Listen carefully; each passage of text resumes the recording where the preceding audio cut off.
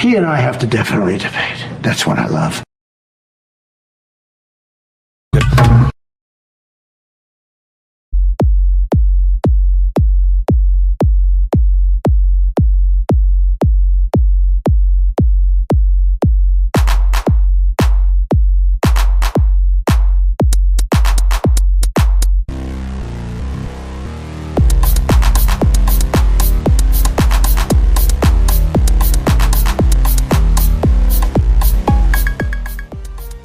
Hello, humans, and welcome to Audioface. We're in I really want to say irrelevant podcast again, just to fuck with you, but we're a irreverent podcast about music. Not this culture. week. That mostly matters. I am shocked. I mean, I guess so. Yeah. I'm Dan. This is episode 320. This bastard. Yeah, this is a podcast about morals, but doesn't Morals matter and anymore. values that are completely unignored in society. They don't matter anymore. But So, I guess the government's giving us wives, so that's take for that what it is. What are we reviewing this week? We got 3 records, 3 albums, maybe. We have Chromakopia by Tyler, the Creator. We have Eternal Take 2 by Lil Uzi Vert. And we have Shadowbox by Mavi. One of these is not like the others. We'll let you Which decide. one of these is not like the other? Also, go ahead. Oh, no, that was it. What were you going to say? No, I was just gonna say that also on this here fine established podcast, we have a little bit of our traditional Grammys lambasting. Oh, God. Yeah, and this you know is this is why I like our award show better, and objectively our award show is better. So you just got to tune into the Audioface Awards at the end of the year, because they're better than the Yes. Grammys, but we have to always roast it because that's what you got to do. Become a Syndicate 23 member for the Audioface archives, where you get all the episodes, especially the award shows, because we don't make them like that anymore for legal reasons.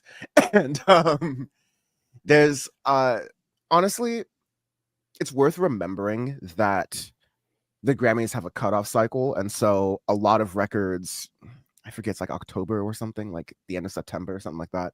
So anything happening this fall that might be like, shouldn't that be there? No, it's not going to be there. It's not going to be recognized till next year. Grammy cycle is a little bit weird. Our Audioface cycle is like December to December, so anything that comes out in like December of a year gets rolled over. So that happens. That's actually kind of why you see so much chaperone here finally. For your record of the years, that kind of thing. And so I guess I can do this on the side here, and we can just like go through some of the updates. I will say this before we go in. Hold on. I'm just making the cover. There is a notable missingness of rap on this. And you know what? We're reviewing 3 rap albums on this episode. Just means and like I think you're gonna kind of see why. It's that John and I, Audioface is right toward 2024, but especially this year with our music recommendations, sorry, not music recommendations, our like state of the music industry episode earlier in the year. We did Rock is Dead, but for rap. And that was felt in 2023. It is felt extremely in 2024. And by that, I mean, like with any genre, it's hyperbole. A dead genre usually means exciting things are percolating. They're just not reaching the mainstream because another genre has taken on. And you see that totally reflected in the record of the year rankings, this courtesy of Variety. The only, first of all, rap, how bad do you have to be for a Beatles song to make it on here? Remember that AI Beatles song? Oh my God. That's really on there. That's so rough. That's unbelievably rough. Which is also kind of how you can. It's also kind of how you can tell how the Grammys works and the kind of people who like literally these things. These are like Democratic Party super delegates for how out of touch they are with like. Dude, it's honestly comical at this point. Everybody knows they're dog shit, and as the years go on, it gets progressively worse and progressively more out of touch. So yes, just like Democrat super PACs. So Sean, I seem to remember that the one of the heads of the Recording Academy said something, in defense a couple years ago to criticism over the picks for the Grammys. He said, listen, the Grammy nominations committee, we do a lot of work when it comes to, vetting our albums. Like, we'll pick a lot of albums. Our team will sometimes even listen to a full album before we make our decision. Even an album.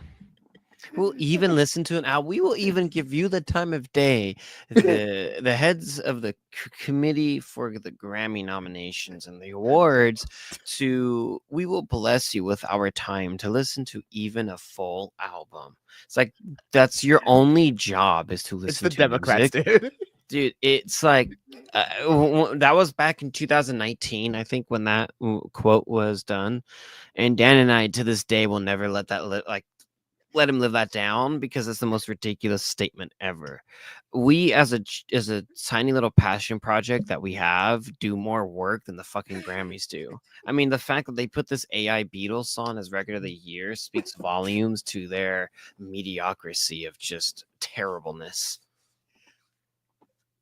I mean, like that song came out and it was, AI assisted to finish, and half of them are dead. We're in hell. The AI people won. Most of the stuff you get and see on the internet and social media is just AI driven content, which there's this thing called, I should not be doing this at this point, Audioface. We're gonna get back to the records, but I just gotta say, there's this thing called dead internet theory, which is the idea that the internet is mostly bots talking to bots, and I think we're there. I could see that. Yeah, because it's like everything I see is just like, oh, I know this is AI generated because I can AI generate this, and I have in the past. But that it is how it is what it is. Anyways, Texas Hold'em by Beyonce. Like, look, a Beyonce song making on here, just like Fortnite with Taylor Swift being featuring Post Malone. It's pop in the 21st century. Welcome to the game.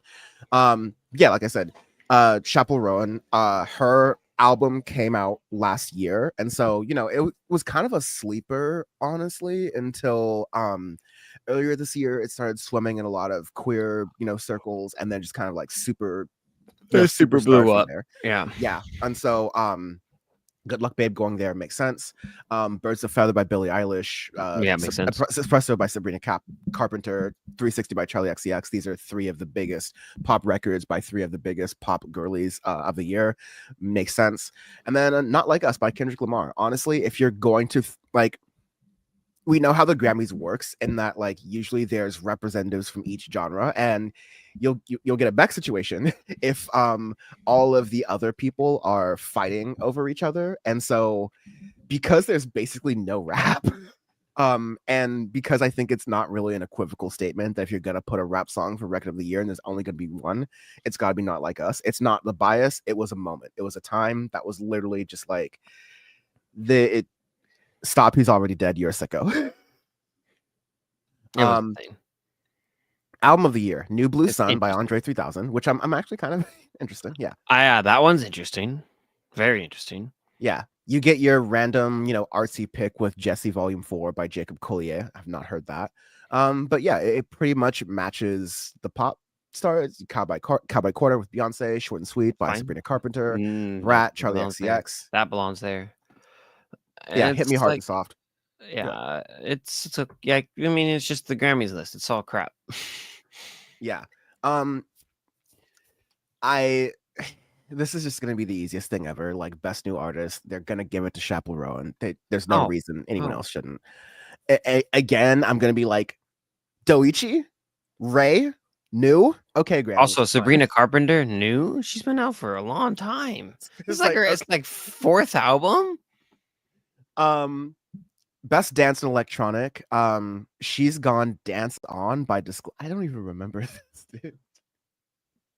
I mean, I think this is a really top heavy year for electronic music and pop music, especially Billie Eilish and Charlie XCX.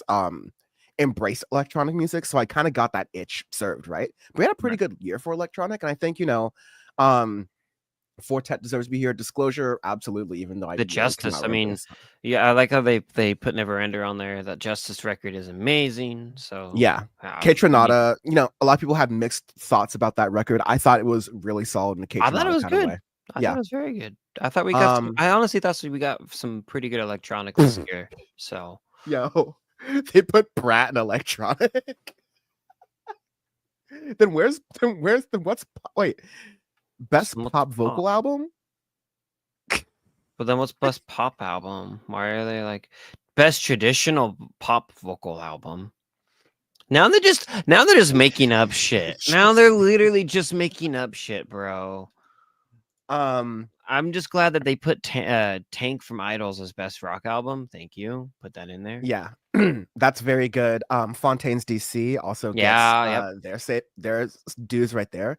And yeah, I think it's actually pretty reflective of the fact that look at these artists, other than Idols and Fontaine's DC, both of whom have been making music as bands for a while, but like there's nothing new here. We're just, maybe Black Crows, I don't really know them that well, but like we are circling the drain by like squeezing the udders of the oldest people in the rock genre to do this. But again, I also don't think that this is reflective of everything that's going on in rock. Best alternative album, Wild God by Nick Cave and the Bad Seeds, we reviewed just last week. It's not bad. Once again, this is Audioface. Alternative is our bread and butter. We could probably pick some better ones from here, I think. Although Saint Vincent, I think we can totally leave. And that's nothing to discredit. Nothing to discredit from here. But why not Audioface's favorite Zionist, The Smile? I would probably consider that for alternative. Best progressive R&B album. Like this is just a sad state of affair. This is kind of what made Audioface less fun this year. Is just like the top pop music that's kind of being come out and releasing. It's just like these are all artists that we knew before. Like back in the day we were doing Audioface, Cardi B was new. Migos were making new records. Like there was novelty to it. Right now it feels like the music industry has gone like sequel heavy. And we're just kind of like stuck in that state right now. And so, as always, and especially in the next 4 years, the world's terrible, but the music is great. I think that we listen to better music and we'll be able to put together a better, more representative list of the best music of the year. So stay tuned for that. But the year was pretty. I don't even say the year was mid because we had some great like pop music, especially. But I'm just kind of. Every year the Grammys impresses and depresses me with their list. Me too. It's rough. Really like scrolling down the list and reading through it all. I'm like, wow, this is why, we don't jokingly say it. We say like our award show is better because we really dive through so many records. I mean, the amount of good music that came out this year is ridiculous. Like there is so many artists where I'm like, these people are already like they made okay records, but there's so much more good stuff out there this year alone, let alone half of last year too. So I mean, Grammys suck. Shit, here we go again. They still suck. Let's check again. Still suck. All right. Still suck. All right. Even an album. All right. Cool. We are just hitting the hits, truly. All right. Literally. Let's start with the first album of the day. Speaking of hits, you are ready for that, because I also don't have my title up. Oh, I got you. First album of the day, serving up Gary's Way Bean. We have Chromakopia by Tyler the Creator. 14 songs, 53 minutes alone. Tyler Creator doesn't need any introduction.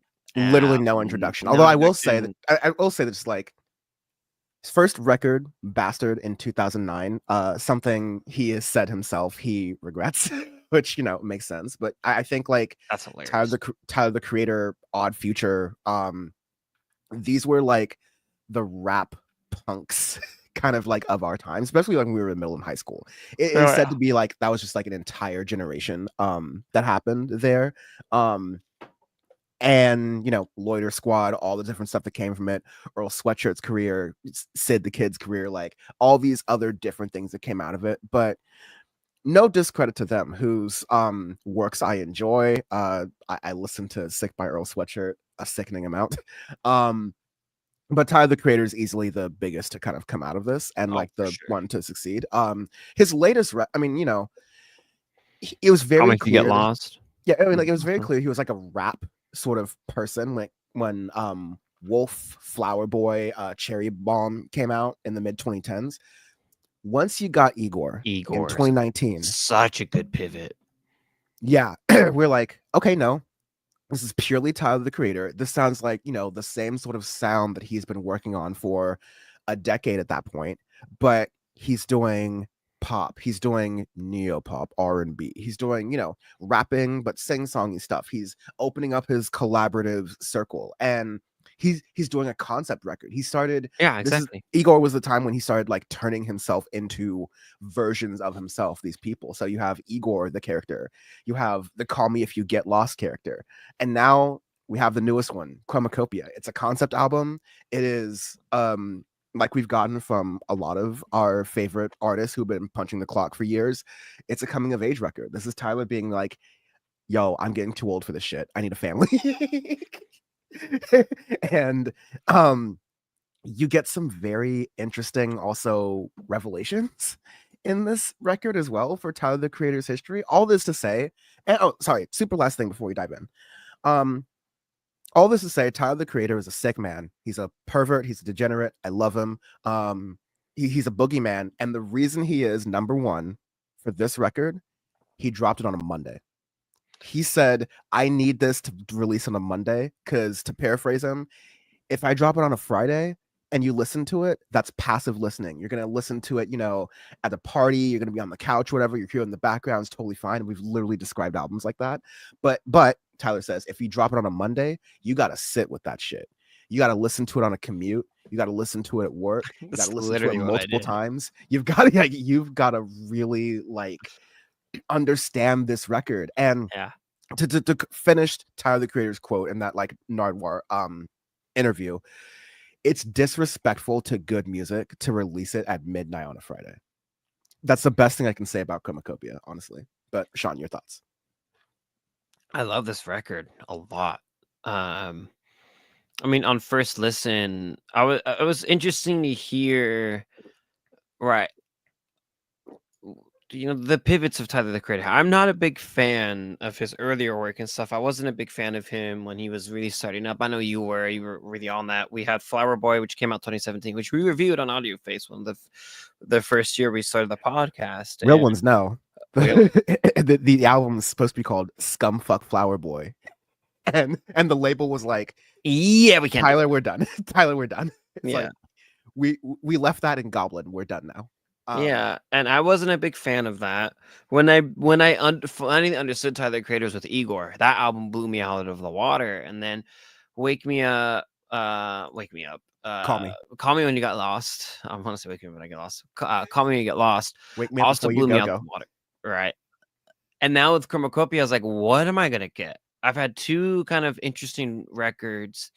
And now we have an artist who's really, you know, getting onto their own and understanding who they are as an artist and as a person. So we get this record, and you get a beautiful concept record where you're pulling from a lots of different genres. You're really making art, is what I want to say, right? Like the intro track, right? You know, Saint Chroma featuring Daniel Caesar.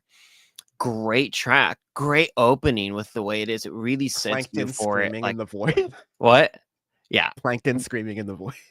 Dude, that's we've been sending memes back and forth about Chromakopia because I mean Tyler the Creator is just an inherently memeable person, and one of my two favorites, we'll get to the other one later, is Plankton screaming in the void in that one like episode, and then he like stops to have a soda and like have that and then just keeps screaming, and that stop is just Daniel Caesar saying Chromakopia. Love it. It's so good. And like it's a great opening track. It sets you in. You have Ratata right after that, which is just a fucking hard track. And introduces some women. Ratata introduces a motif in this record where the drums feel like what was this? When Not Like Us came out, Drake said It was Joe Budden who said, Drake, you better thank your lucky stars it's not HBCU season. And sure enough, HBCU season came, and all them drum lines and all them trumpets were doing Not Like Us. I bring that up because the drums in this record feel very specifically like an HBCU drum line, and I think that's very specific. Like, you get the big band drums. It feels like you're watching a football game on an arena, American football game on the arena, and you have like the drum lines, the sax people, like that is creating the percussion. It's not, a drum loop, which Tyler the Creator is very well familiar with earlier in his career. It's not a full drum band, which obviously he can get what he wants to. No, it's this like particular, very black style of like American black style of percussion that you get through Ratata especially, but you get that through Noid, you get that through the rest of the record. But yeah, I just wanted to point that out too as a very, I think bold creative choice, especially for, you could ostensibly call Tyler the Creator a rap artist, but I think at this point, especially post Igor, like this is something else we're dealing with here.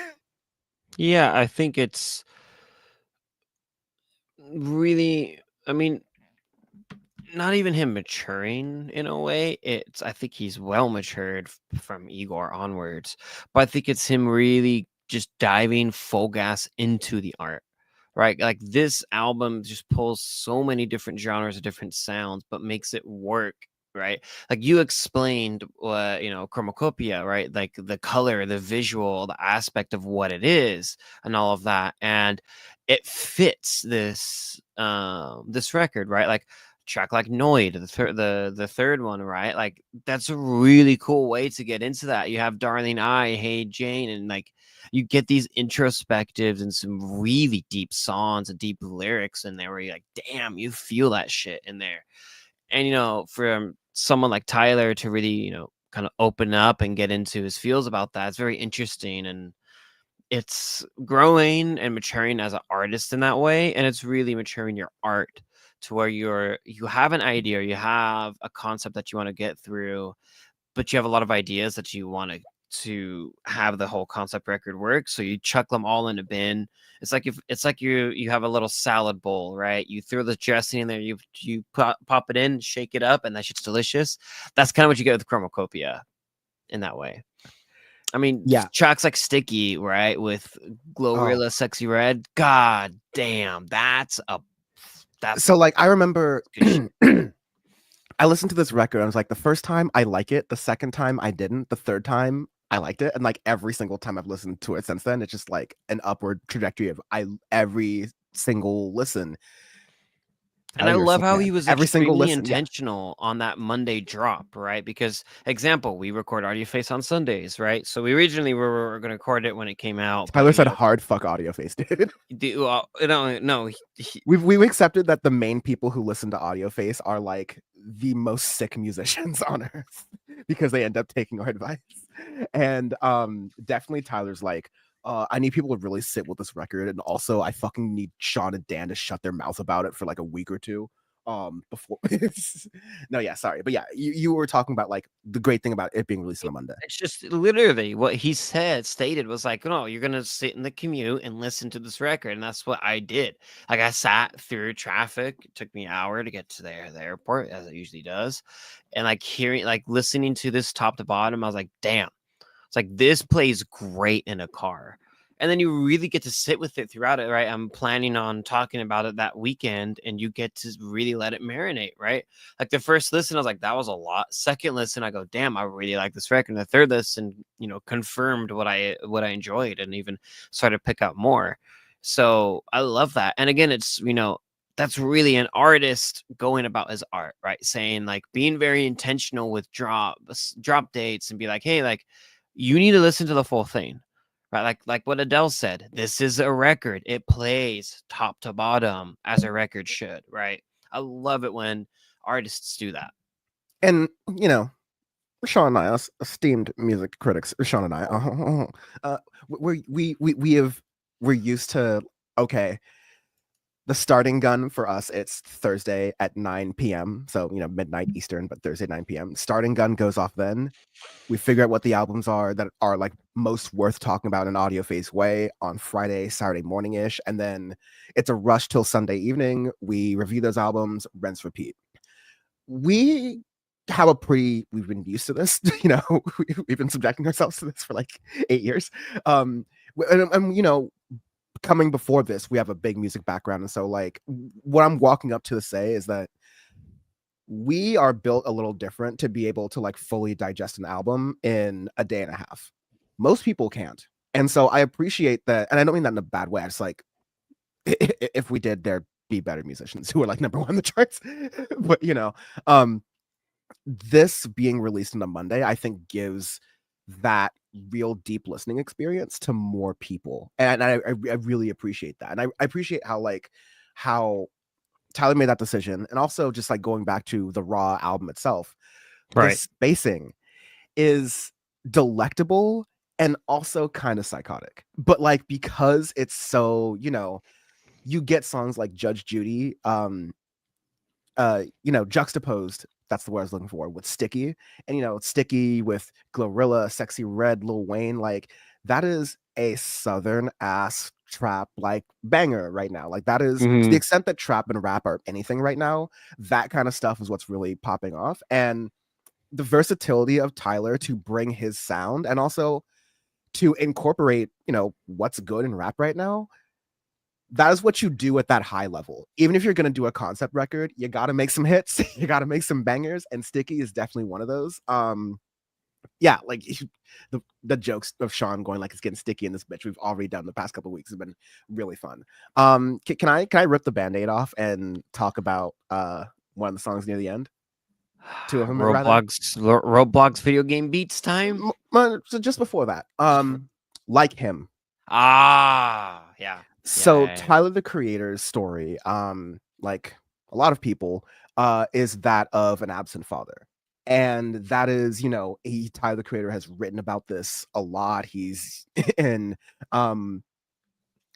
language so vulgar that it'd be familiar to anyone who's seen Power Report recently, saying things about his dad and what his dad should do with himself. Like he's been really hard in the paint. You get interspersed in Chromakopia are these like voicemails of his mom.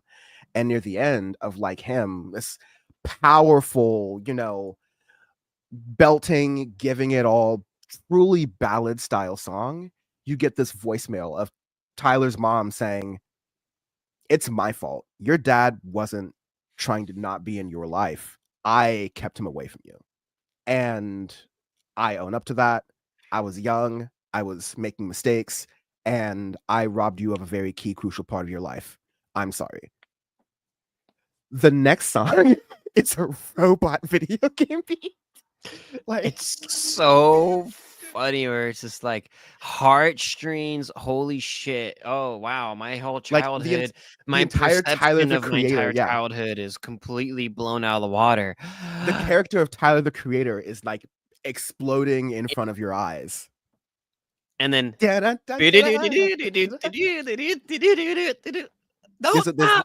the other meme I was talking about this was like there's a meme of Peter Griffin from Family Guy just like bawling in the car in a garage or something to Like Him, and then Balloon starts and just like the thing changes and he starts doing that bird is the word dance. Like it's literally just, it's like a literal switch. Sick man, like pervert. And I love, like, I play with that juxtaposition a lot in videos, frankly. I'm gonna get back to like, making political videos again. And I love that juxtaposition of like something really dark. Immediately, you don't have the time to react. Something very funny. I think it's like very Monty Python. It's in the tradition of like British humor. And now for something completely different. Like it's very deeply steeped in that. I don't even think Tyler's like, oh, Monty Python did this, so I'm gonna do that. But like that juxtaposition of a really heavy song, usually what a normal artist would do is bookend that front. The song before that and the song after that are going to be kind of your mellower, kind of more chill songs. Not Tyler. Tyler's like let me put something more peppy, more happy, more,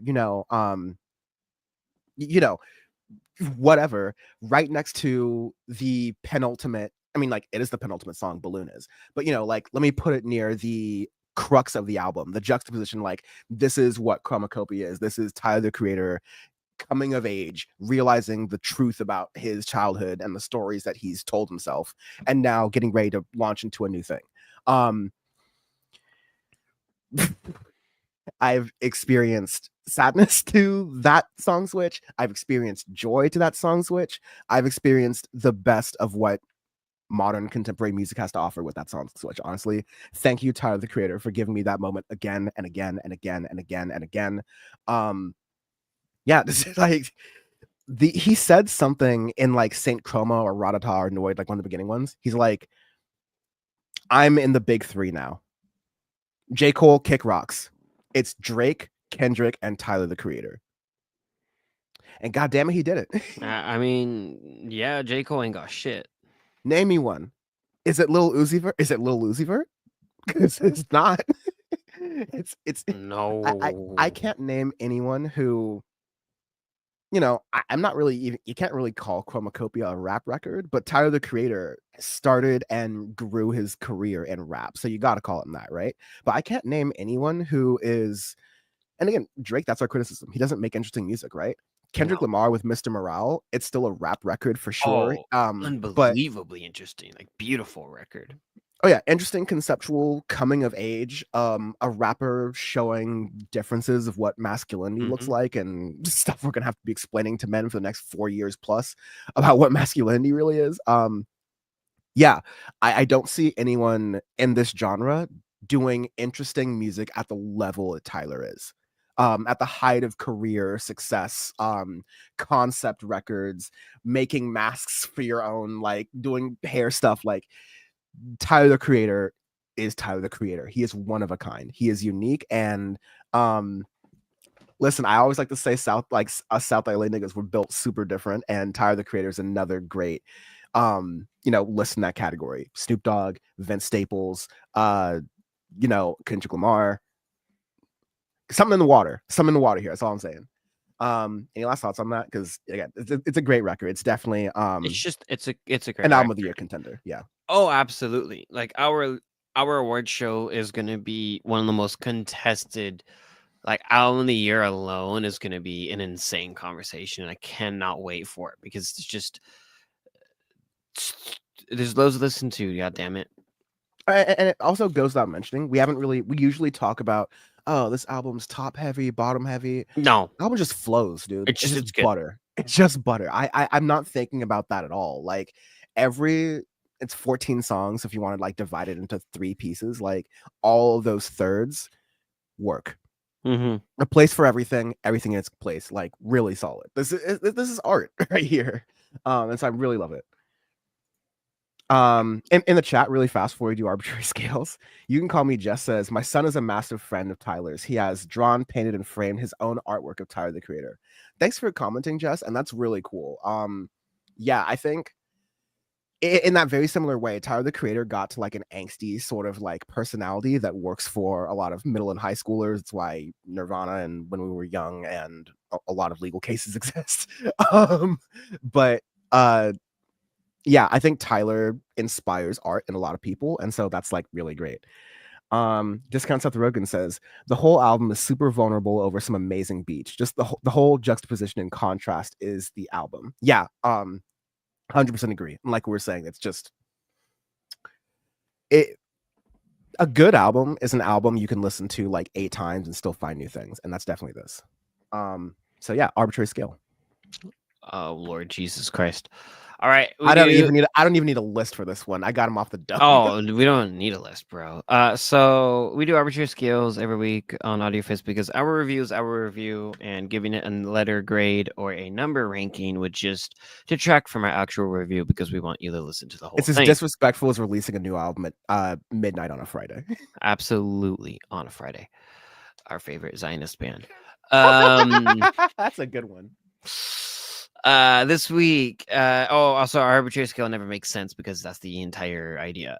This week are Joe Rogan crash outs. So guests that he has had that have either done some interesting things or have crashed out, from their appearances. We have loads to choose from. There are a lot. Let's go. Who you picking? Oh, easy. This is my Alex Jones. God damn it. Yeah, no, this is just like a God listen, people, Hobbit Holmes, the Bilderbergs. That's a good impression. God damn, I was gonna say this is absolutely my Alex Jones because ain't nobody having to pay out Sandy Hook victims like he does. Racks on. No, like Texas is taking his ass for a new one. This is of course, respect to Alex Jones. In Defense of Alex Jones by Dan Fanier. No. This is to say that like Alex Jones, among many you can call him a lot of names. That's an artist right there. That's an artist. That's a character right there. Joe Scarborough, Chris Hayes, Jesse Waters, they don't wake up, get out of bed, put their pants on one leg at a time with as much passion and vigor that Alex Jones does. You just don't do that. Like Alex Jones, Larry King, Walter Cronkite, like those are broadcasters. That is an art form that they have mastered. That's why I named Alex Jones. Crazy person. Absolutely crazy person. Absolutely most of the stuff he says, you shouldn't repeat, much like Tyler, the Creator. So it felt apt. Next. Oh God. All right. So next up is Eternal Atake 2 Let's by make us some time. Lil Uzi Vert, and this is so you don't have to. I have not had a album start this bad, I think, since Fall Out Boy's record a few years ago, where I literally had to turn it off immediately.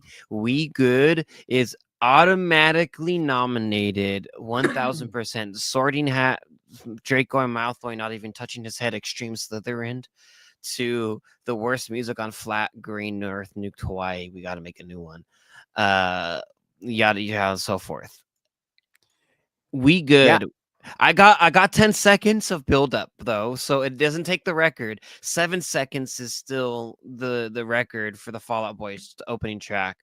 But I had this build up for 10 seconds, and then once that it hit the 10-second mark, I was like, "Oh my god, what am I listening to?"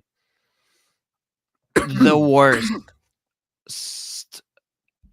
unlistenable, straight unlistenable, awful. Horrendous. I don't know if like his ripped skull diamond is like leaked into his fucking cranium, and like maybe that like weird ass tattoo that's like around there, like whatever that ink was there, just like shot and like brain rotted him and stuff, or maybe he was taking some like I don't know, some just hallucinogens or some shit. I don't know. He looks weird.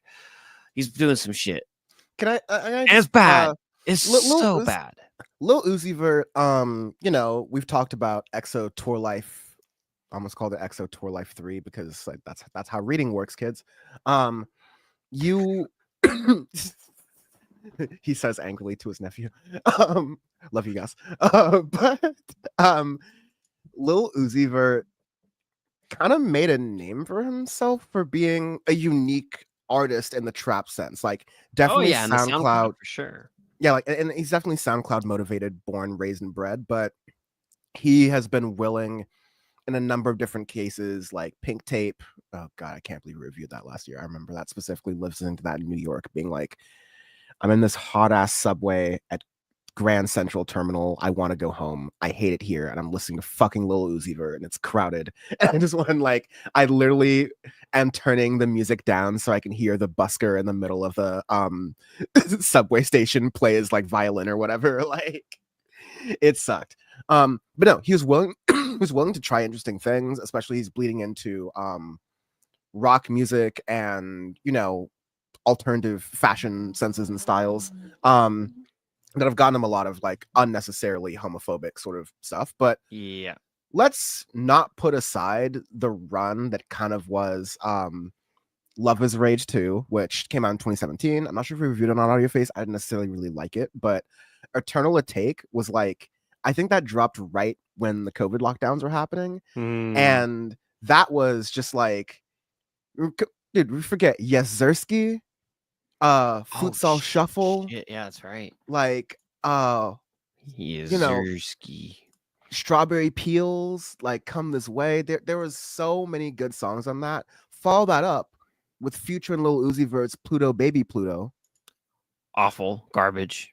It was not that great, but you had a couple of songs that came from there. But then you had Pink Tape, which was brutal. Yeah, that was music torture. But like, I don't get the thing that rap artists do, especially where they feel like they have to sequel their albums. Yeah, we just talked about Tyler the Creator. Okay. By the way, your fault. If I can talk about the music for a second, because like I only listened to the same thing like 10 seconds. I'm like, this is the Fall Out Boy award for the fastest I've ever like hit pause and just like tap the brakes. I did skip. You know, I skipped listen to like some of it, but I'm just like, to make my point, the idea of a sequel to an album implies that in trap, which by the way, y'all motherfuckers be releasing deluxe albums like a week afterwards anyways, to like double the album to make it 2 hours. Yeah. The idea that you haven't finished that project and therefore need a second one is like the Hollywoodification of music, right? Like we've now, we've got no more ideas, but we know these movies do good, so let's just make sequels of those movies until we run out of money, and we're never gonna run straight out of Avengers this shit. It's like, please don't. Like you don't.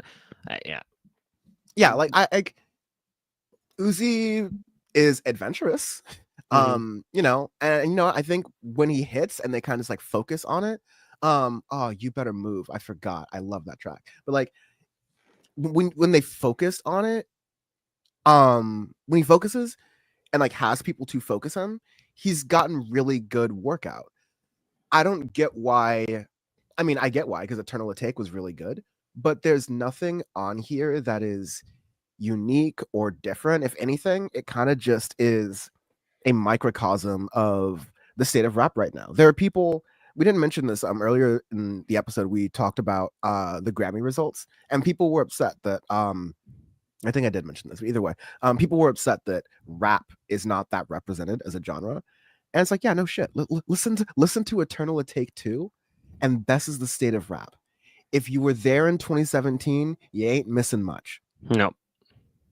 Exactly, and that's the thing with it, right? It's like it hasn't changed. It's rough. That album is not even really worth the time. It's just bad. It's just skip. Just literally, it doesn't need to be there. There's no reason for it to exist. At the same season as Chromakopia, how dare you, Lil Uzi Vert?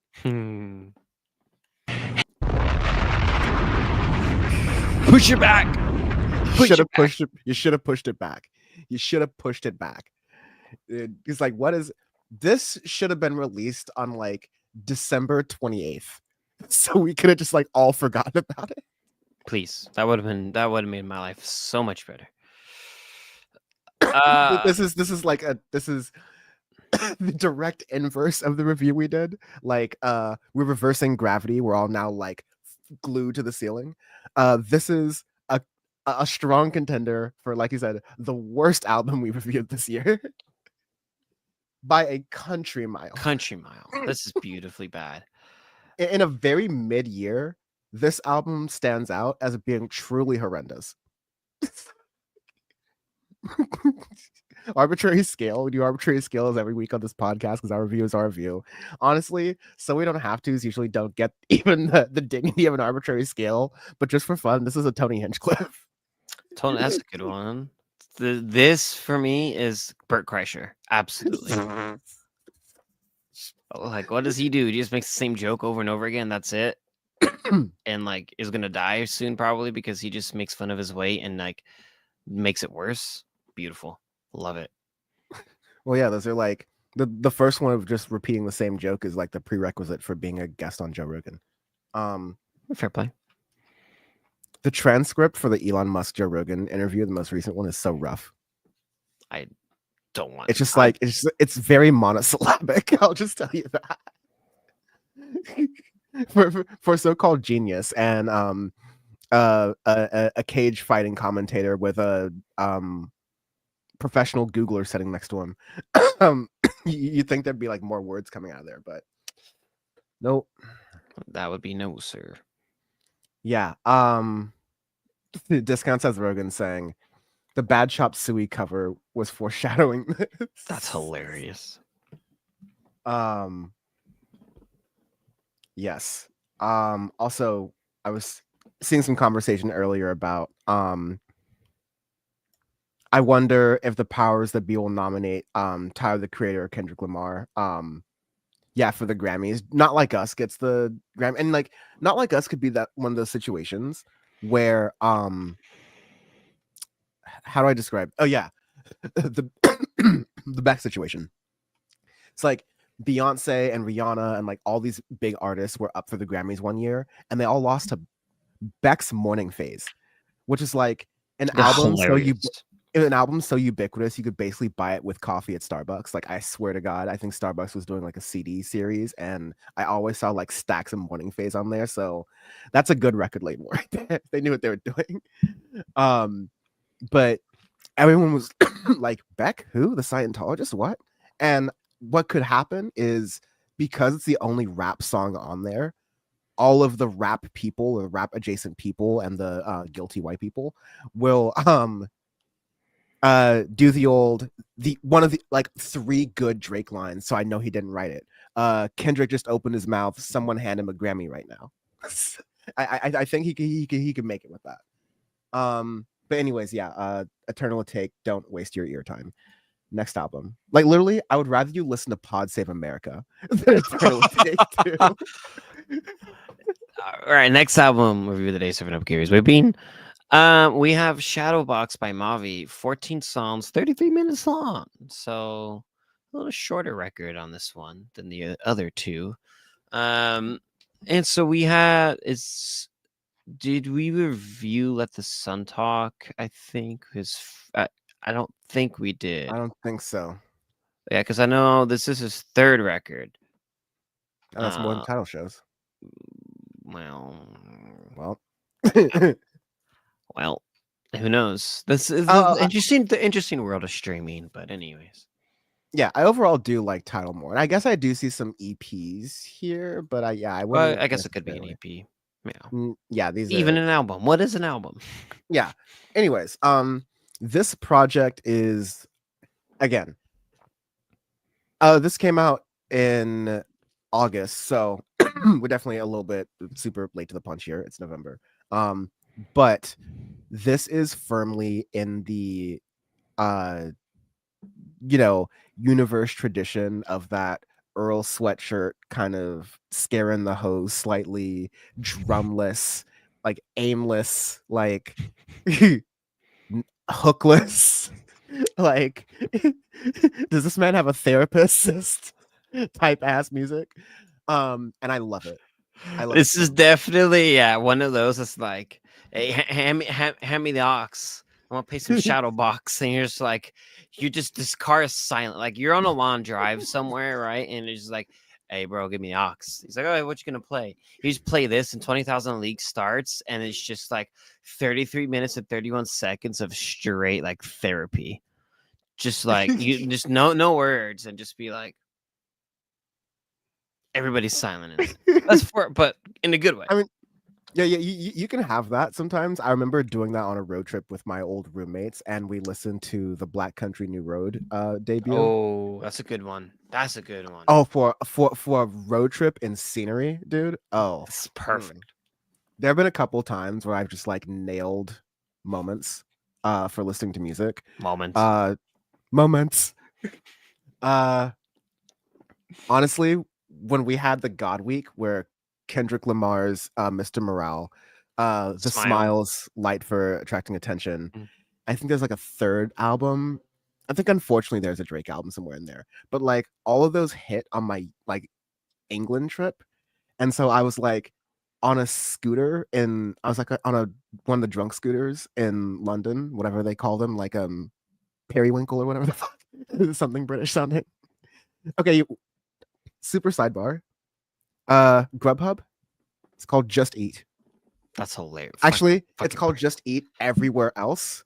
America's the weird one. It's called Grubhub here. Of It's course, just we're a always very the weird ones. And there's another one called Deliveroo because, of course, it's just very like you just go down the line and everything is just like increasingly more British sounding. Something Piccadilly. But anyways, no. This I have no idea how I got there. This record is very unique, but like in a very, very good way. I did the third track, and like Open Waters as well. It's just like it's like haunting and also beautiful with the backing instrumentation. And that's like I really want to speak to. Like the backing instrumentation here is just like phenomenal. It's just really well done. It's really well thought out. Yeah, I love it. I think it's beautiful, it's haunting, but it's also approachable is the thing, right? With some of these like example, right? Like Scaring the Hose is not very approachable, right? But I'm thinking like tracks like Tether, right? In the minute, you have I'm So Tired, Tether, Sky's Quiet, Latch, right? Like you have some of those which are a bit more approachable in the record in that way and really make it flow better to where it's not just, spoken word for fucking half an hour straight. And it's beautiful. Like the production on this, everything, it's industrial but airy at the same time, which is interesting. Tether is probably my favorite track on that. That beat and everything with it, I love it. It's kind of lo-fi beat sounding. Yeah, exactly. But it's like lo-fi with a little weirdness in there, but it's the subtle little things with the production that make it stand out in that way. And it suits the whole project is the thing. Like it's and especially in 2024, right? Like we've had two really good rap albums right now, if you want to call them that, with Chromakopia and with Shadowbox, right? Like, and this is right with rap. It's a very, very broad category, a broad genre. You had that Jev record earlier this year that was fan-fucking-tastic that I absolutely love, right? And this is why we will die on this hill that trap is dead, trap sucks. Literally, we have 3 rap records that we reviewed. One of them is not like the others. And it's just showing go ahead. Like, just to your point, like I still unfortunately subject myself for journalistic and masochistic purposes to all of these like rap blogs and Instagram pages and their comment section to what their like 3 brain cells they're rubbing together between the 2,000 people who are commenting are saying. And some of that reaction to like, wow, I can't believe there's like no rap representation. Even those like trap heads in the comments were like, yeah, because all the shit sounds the same. Yeah. And I'm like, have we finally reached the point where the hood listens to Audioface? Maybe. Shit. Did we win? I think that's Did we win that hard? We got tired of winning. You can be tired. Who could be winning so much? You could be tired of the winning. Did we warpath that hard? There's like no more earth to scorch. Like that's it? Did we already burn? Did the earth get turned to glass now? Like that's it? No more desert? Sand's gone? We slashed all the burn? Like what?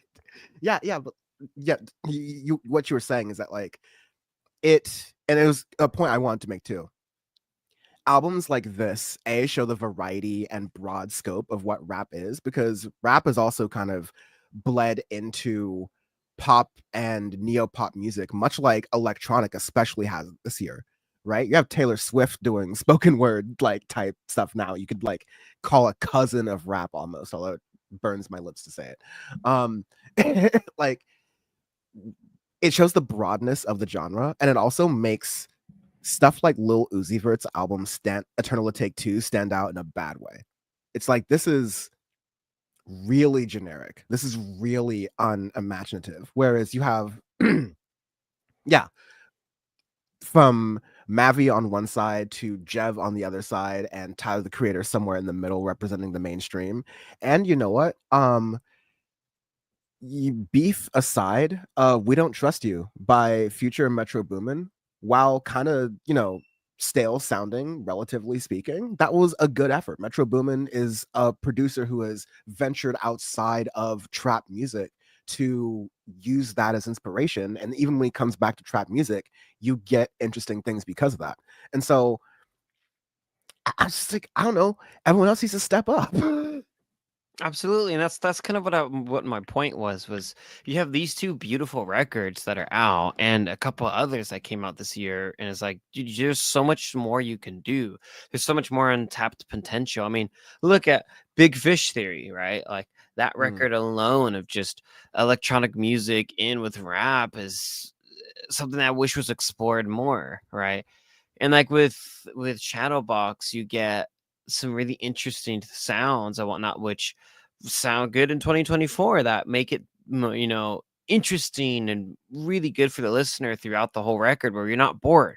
You're sucked through the entire record, through the entire process, and the same thing with the Chromacopia as well. And yeah, I mean, it just, why we always say that, why we're gonna die on that hill, is like trap is dead. That's not the only form of rap. It's not the only form of neopop. There's so much shit out there. Shadowbox is another stand on us saying that, and it's going to keep proving us right more as it goes on. It's just people need to catch up in that. So overall, a very good record. I really enjoyed it. I wasn't normally I'm not a big fan of these things. I can get kind of bored of them, but this one really sucked me in with the production, especially. It's just almost airy industrial, which is rare and kind of weird to do, where it's like making lo-fi beats but enough to where it's not just a generic YouTube playlist of it. It makes it interesting. So yeah, I really enjoyed it. I there have been songs, and I forget. Remember when we were really liking Vossi Bop?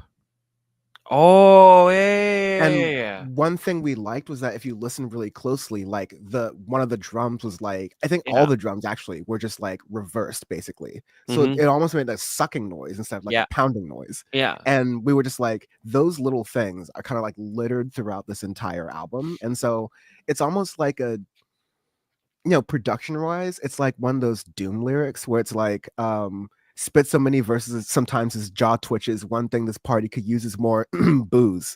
Like it always keeps you guessing a little bit, and what you think is going to happen musically. He does something, or like the production team they do something a little bit different with that. And so yeah, I 100% agree. I think trap is definitely, thank God, finally, I think, on its way out. Yeah. We're evolving to different sounds. I mean, Like That exists, and I think is perfectly fine in 2024, but also Not Like Us is not really a trap song in any sort of way. Even that little reincarnated stargazing song that's featured in the Not Like Us video, please God, make that song. Please God, make that song. Don't doom us and just like Kendrick Lamar, I swear to God, if you MF doom us and just like litter all of your best beats throughout your career and just like never use them. But anyways, that's like all this stuff is moving forward from trap, and I'm so happy about that, because me too. You get more interesting things. And I don't think, I think you can still do interesting things with trap, but the thing is, we've had so many years to do it, and so far, literally Lil Yachty is making psychedelic rock now. that's how bored a lot of people are getting with this genre, and that's how like limiting it's feeling. So that being said, Mavi, this is a very fan favorite, like sort of a Clayton thing. And I see why. It's very, very good. Absolutely. Arbitrary scale. We do arbitrary scales because our review this week are Joe Rogan crash outs. Do you know what this is? This is Freddie Gibbs. Freddie Gibbs doesn't say anything for like 2 hours. Just literally goes, I shot a dude 10 times the back with a Tech 9, he didn't die. Huh. Joe Rogan's just like, am I gonna be in court for this? Freddie Gibbs out of nowhere, just like snitching on himself. Literally rap snitch Canisius. It's great. You know, grandma be bootlegging, fake hustling niggas. This is my This I think this is gonna be my Eddie. Actually, no. This is Deep State. This is gonna be my Jamie Hernan. This is gonna be Look It Up Jamie. Yeah. Because a lot of the production is really doing a good job here. And really it would just, I mean, like, it's not like Young Jamie. it's not like Mavi is a bad rapper without the production, but I think the rap combined with the production really makes this a unique, interesting project. Yeah, it makes it much more memorable. I think if he were rapping over trap beats, he'd be perfectly fine. I think if he did like a 7-minute drill, I think he'd be like perfectly fine on that. Speaking of rap and trap being dead, J. Cole, what? Remember that? Might delete later, and he actually did it. Man, this year rocked. Okay, but this year's just it's beautiful. Anyways, this has been Audioface. This has been a rough week for a lot of people, and so I'm more or less surprised, other than some little bouts here and there, that we kept it no politics. And I appreciate those little things. I think that'll be the world is terrible, music is great, and art is a great thing, is like very going to be poignant. But anyways, what does it mean to play us out? All right, well, thank you for listening to Audioface. Don't find me or Dan, to be fair, but you can find the show, honestly, at audioface.show. Everything's there. That's it. Simple. Yes, become a Syndicate 23 member to get the archive of every episode. And yeah, we will see you on the next episode. We are rounding out the year now. You usually get some surprises in November, and I'm sure there are like some albums we've missed, and we'll definitely have Court Packing, which Donald Trump can literally do any day. Oh God. What if Donald Trump? He could just wake up and just like, I want 13 Supreme Court justices now. And they're all going to be like 20-year-old Sigma Nu law, like legal studies grad. Oh my God. Lord help me. They're going to be there for like 80 years. It's like, you really want to privatize air traffic control? Great. Here we go. Squidward. We did it, Patrick. We saved the world. Squidward. Squidward. We're clearly losing it. But thank you all out there. Be well, be kind. Thank you, Pinkerbell, for joining on. Thank you, Discount Seth Rogen. You can call me Jess, Anti-Corporatus, Mike Boy for Mayor, everyone on the stream. Get rest, be kind, and get ready to fight for the future. I almost kept it non-political, but there we go, buddy. Cheers. Bye-bye.